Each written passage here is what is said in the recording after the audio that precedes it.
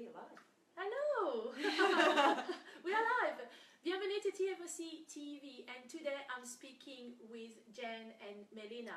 It's super exciting because we are going live. We didn't decide to do that. We actually decided, okay, let's do the live one, which is, I'm excited about that. Yeah. Hello ladies. Hi. Nice to have you here. Thanks for having us. So we're talking about in confidence, and I wanted to talk to Nguyen and Melina, and you will understand why in a minute because they're going to introduce themselves. So Nguyen, can you tell us who you are and what you do, please? Yeah, sure. Hi, my name is Nguyen, and I'm a dating coach, author and speaker from IntimacyTV. Fabulous. And I'm Melina Macdonald, also from IntimacyTV. I am an intimacy consultant and also the author of Win the Dating Game in the Modern World. That's exciting. So that's going to be super cool to actually speak to you girls because about confidence. So you know, in the intimacy things as well, it's a big part, I guess. So do you feel that you are confident in your own skin? Most of the time, yes. Most. We do have our back hair days and days where, you know, you look in the mirror and you don't love yourself as much.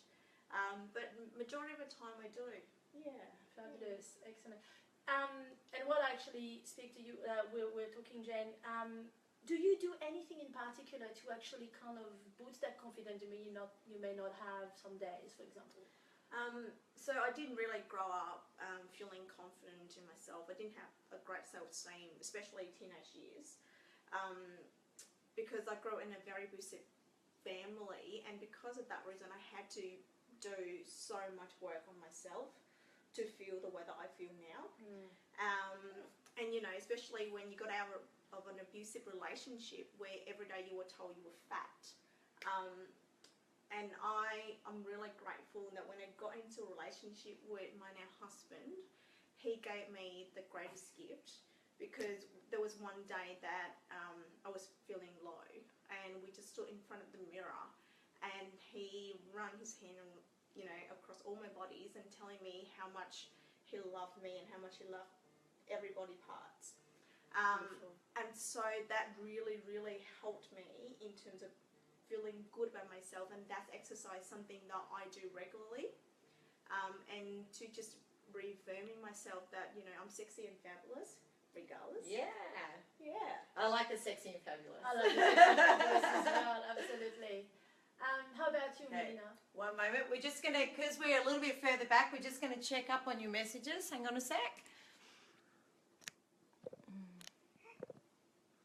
11, we're putting it. Beautiful. Okay, guys. Want to make sure that you're still with us. For myself,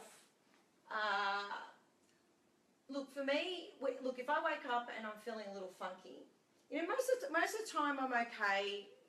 I'm going to say I'm okay with my body, but I did, because of my age, especially when I hit my mid-30s, I was like, I have to exercise? What is that? It's like I was allergic to it. And, you know, most people wouldn't know, but I'm actually 12 kilos heavier than I was my entire life. So I was skin and bone, and now I actually quite like the shape of my body. But at times, you know, my middle parts, you know, feel a bit marble looking, and I don't like that. But I didn't realise that I didn't like it until it was brought to my attention, because it was an unconscious thing, and Jane had said to me, you know, you've mentioned your tummy a few times. I was like, wow, I have. So I had to bring it from my subconscious to my conscious. So I do the same thing where I go in the mirror, because that's something that, you know, that resonated with me when Jane told me about that. And it was actually at one of her workshops that she was explaining that. And I thought it was a really great way to have words with myself. So if I wake up and I'm in a funk and I'm not feeling fabulous, well, for starters, the more that I don't feel fabulous when I wake up, I will actually definitely do my hair and makeup. That's a definite. I may even wear a little bit more makeup than I normally would, but I wear really loud underwear. So I like that tip. Yeah, I literally go in there and I put the loudest, brightest coloured underwear. I might wear hot pink, you know, briefs with an orange bra, and because I do tend to wear a lot of darker coloured clothing. So for me, I'm bright underneath, you know, and it does lift my mood because it's nearly like a sense of cheekiness. Yeah. So I feel a little bit cheeky that I know I'm running around wearing this full-on sexy, lacy, bright underwear, Yeah. and it lifts my mood. Right. So I think it's part of it, you know, especially this whole, you know, making, like I call it, I feel like I'm making myself more human when I'm, eyelashes, okay, I have none. So for me, I need to have my eyes done. That's important for me. I think it's yeah. part of taking care of yourself regardless of how busy you are. Yeah. And I think especially, you know, now being a new mum, you know, there's times where trust me, I'd rather sleep than wash my hair. Because if you got the half an hour, you have your choice, always sleep. But every morning I make a promise to myself that doesn't matter how tired I am, I always will just dress up because that's for me, taking care of me. Do something nice for myself because as mums, we always put ourselves at the back, you know, at the corner, and we don't give ourselves enough credit for the things that we do every day. And so for me to do that it's just something that I have to do every day. It's just a routine thing. I think it's a good, healthy routine to get into too, because so many mums get to a stage where, you know, they don't.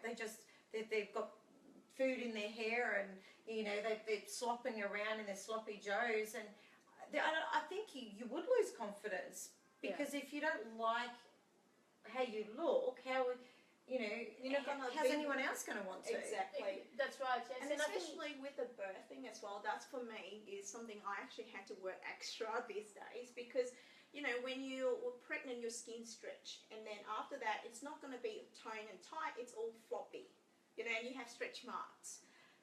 And it's something that I actually had to look in the mirror and work extremely hard because I actually have to wear those stretch marks with pride because it's like, you know, you go through war and you went through a battle and now you have a baby. So for me, that is something that I have to give myself credit for. Well, it's part of you, and it's what makes you. Exactly. And it's the signature that you actually give a life also. You actually gave life, and that's completely the signature and the mark of it. Did you hear about the blog that was of a man who his wife gave a photograph of herself and he actually asked the photographer to go, she airbrushed it. It was like, no, this mark represents this, and this. I want to see my wife, not somebody else. So this is the new version of you, and it's about going there and going, well, this scar represents this, and it's a beautiful thing, not a negative thing. Yes. And I think something that my husband brought to my attention is that he didn't even notice those. There you are. And I think as women, we pay so much attention to every single details on our body. Yeah, we do. And that's to show, that's actually a really good point because he didn't actually even notice, which is, you know, unbelievable. Because they see you whole and complete as a person. They don't just zoom in to one tiny details of flaw and go, oh, you've got this and this. Actually see you whole. Yeah. I think that makes a big difference. When you look in the mirror, you don't just see, you know, these floppy bits. You actually just see yourself as whole and beautiful. I think that's important. I often say to my customer actually, or you know, the woman I speak to, the flaws and imperfection are you. That's what makes you, and that's what makes you unique. And obviously, if everybody will have the same flaws or the same things, then everybody will be the same. How boring. How boring. Oh my God, how boring. It's like almost, it's one thing that French women do very well actually, is they work with what they've got. And they kind of like, you know, at the end of the day, you can't really change it because you're born like that or whatever it might be. So therefore, just use it in your advantage, I'll say. And I think, you know, something that I promise myself to do is, for me to work on myself and my confidence is my biggest gift I'll give to my daughter. Oh my God. Now, that is really, really vital because what we don't understand as parents is that your children are walking sponges. Yeah. And they will see every time that you look in the mirror and you're doing this or I don't like this, and you're doing it in an unconscious level, but that is what's going to create your teenagers down the track. And completely feeling inadequate, absolutely. Completely. And the parents stand there and they go, I don't understand why my daughter feels it, you know, not happy with their body, it's like because you don't realise that you're actually Doing the same thing. Yes, That is so cute. we are live after all. We are so- live. We've got 2 kids here, by the way, Yes. so, this is how we roll. Absolutely. Well, you actually cover pretty much my question in the way you explain things, but what question then I like to, well, if you can sort of like find another answer, but what is it that you do when you don't feel so good? Well, you kind of, I suppose, answered that already, but there is maybe something else that you would like to share of something that you, I don't know, you take a bath or you go for a walk or whatever it might be, when you really don't feel like putting your makeup on or do that, for example, when you really like, oh, I can't today, whatever. No, for me, it's always about, putting makeup. It makes such a big difference. Trust me, you, it makes yeah. so much difference. But I'm not also like when you don't feel good, wear loud outfits.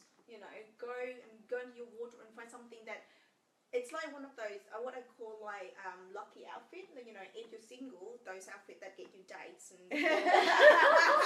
Like lucky underwear. Sports stars do that. There's some clothes that we wear and we feel super sexy in those clothes, and actually put it on. Put some high heels on and even just walk around the house. I've done that. Oh my God, heels for me. Okay, that and underwear. So heels. So heels and underwear around the house. 100%. I sounds wear good, heels though. at home. Yeah. And, it's funny because it's very rare you'll see me out of it. So I've been in the Gold Coast. She's like as tall as she is. Yeah, it's funny because people like, I'm wearing thongs and I don't like wearing thongs. And they're like, oh, you're actually short. And I find the second that I slip my feet into the heels and I come up, I just ooze this new confidence and I feel more feminine. Heels And make a difference, so yeah. For I me, agree, 100%. Not only does it make your outfit look better, because I've noticed just by changing shoes makes a massive difference, but it changes my mental status and I actually feel like I'm stepping inside my power. Yeah. Like that. I like that very much, yeah. And it's either that or I'm going to go shopping for more loud underwear. I love underwear shopping. I actually really do. I have a whole drawer that's just bras and another one that's undies, and I like them to match. So even this morning when I put on my bra, I'm like, okay, which pair do I have that matches this one? I like to always have my underwear matching. I'm matching too, actually. I like matched as well. It just doesn't feel right if they're No, not matching. I know. Someone used to say, if you had a car accident, they're cutting your clothes off you. We're going to see underwear. Yeah, you don't want Nana underwear. Yeah, I don't own Nana underwear, by the way, or we call them bog catchers or period underwear. I actually don't own them. That is one of the first things that I did when I came back to Australia is I got rid of my tracksuits, different to yoga pants, but any tracksuits and, any of the granny knickers, because I did not feel sexy or confident in them at all. If anything, I felt that they made me feel sloppy and just blah. Yeah. And I think with confidence, it's a lot to do with your posture as well. Yeah. If you always slum like this, you will feel down. Versus if you actually chest up, sometimes feel weird to do that. Yeah. But when you do draw that, the line here and pull up. and suddenly you actually feel different. Yeah. And then just everything comes together when it comes to confidence. It's not just one thing; it's everything. Yeah. But in long term, I believe they have to come from the inside out. Yeah. That's what it has to be. Yeah, I agree with that as well a lot. That's pretty awesome, girl. Like, we've covered so much. It's just, I absolutely love it. But if you had one tip to give to the ladies who listen to us today, what would it be? About confidence. We've given so many already. I know, which is basically, like I said, we covered so much, pretty much all of it in one go. For me, would be the mirror word. If you haven't done that in the past, I seriously suggest you to do that. It makes such a massive difference. Right. And especially when you do it with someone who adore and loves you. I love that is, partner. Oh my God, this is the experience is like, ooh. best thing you can possibly do if you've got a partner is this exercise, So it's about the guys being part of that journey with you. I think it's a really, really powerful because tip. you get to see what they see. And I think that's important. Yeah. That's Yeah. really beautiful. And for me, find the part of your body, and we all have something that we like, whether it's your eyeballs, you know, your calves, you know, which that's why I like my calves, because heels give you good calves, by the way. You don't need to go to the gym. And for also good legs. just make the legs of you The said leg it of give you your very legs, long legs, yes. doesn't it? Yeah. So for me, it's find that, you know, part of your body, and this is probably maybe even the advice more for a single woman, you know, that doesn't have a partner to do that with. Find a part of your body that you like and focus on that and talk to it. You know, it sounds ridiculous, but by talking to, it's like, you know, talking to a party buddy, it's like, damn, I got some nice legs happening there. You know, oil them up, feel them, touch them. Yeah. But fall in love with something, because it's about baby steps. It's not about just going boom and I'm going to just, you know, do the, it's literally about, you know, do it in small steps, because when you do that and you really start believing in that, it's a win. So it's about doing lots of little wins and not going for the big win. Eventually, yeah, you see yourself. I guess as well with confidence is like once you feel more confident in yourself, you can project it out there. Yeah. And then of course people get attracted a lot more to you. The too, second you doesn't it? change that attitude, I am telling you, like, I go out with women that are 10, 15 years younger than me, okay, and I get approached because I walk into the room with confidence. I don't show all my bits and pieces, you know, I haven't got a mini skirt on and my boobs all hanging out, but because I have that confidence, people are attracted to you, both men and women. Yeah, They will absolutely. be attracted to you, and it's an amazing draw card once you gain that confidence, you know, and it's a good feeling once you become conscious about that. Yeah, and then you rock it. You say, I rock! Fantastic advice, and thank you for a great conversation. That was really good. I loved, you know, all of your tips and what you actually do. Some of them were really, really cool. So Thank you very much for listening, and we'll see you next time. À bientôt. Bye.